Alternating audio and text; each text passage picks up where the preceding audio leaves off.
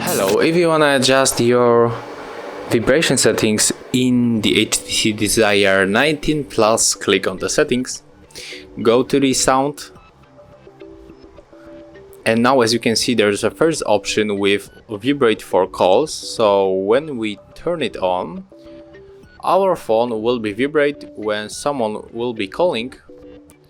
And if you want to go to the more settings, click on advanced. Oh, sorry, my mistake.